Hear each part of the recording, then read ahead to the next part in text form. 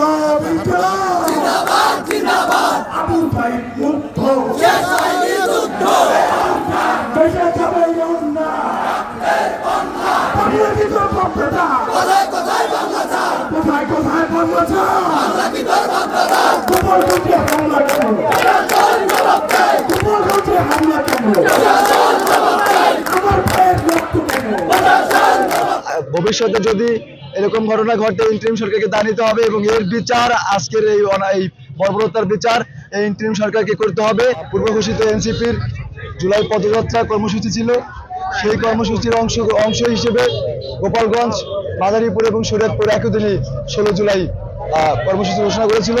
তার পরিপ্রেক্ষিতে মাদারীপুরের বিপ্লবী ছাত্র জনতা আজকের এনসিপির পদযাত্রা আয়োজন করেছিল, কিন্তু এর পূর্বে আমাদের এনসিপি নেতৃবৃন্দরা যখন গোপালগঞ্জে শিয়া বাটার ও ভিটামিন ই সমৃদ্ধ লিলি হালাল বিউটি সোপ, তারুণ্যময় উজ্জ্বল ত্বকের জন্য প্রোগ্রামের উদ্দেশ্যে যায়, তখন আওয়ামী লীগ তাদের চিরাচরিত রূপটা আবার দেখায়।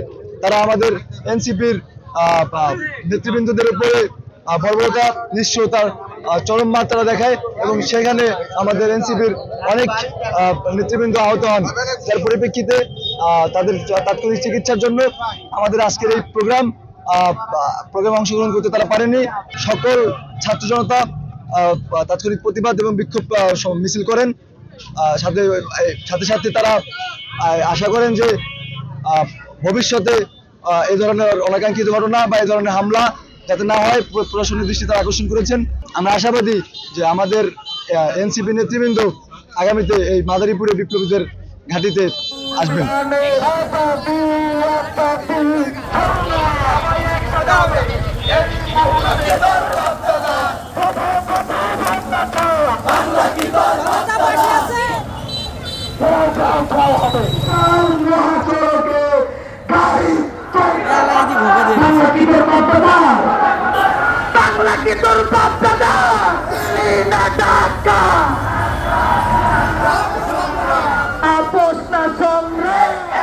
গোপালগঞ্জে হামলা কেন?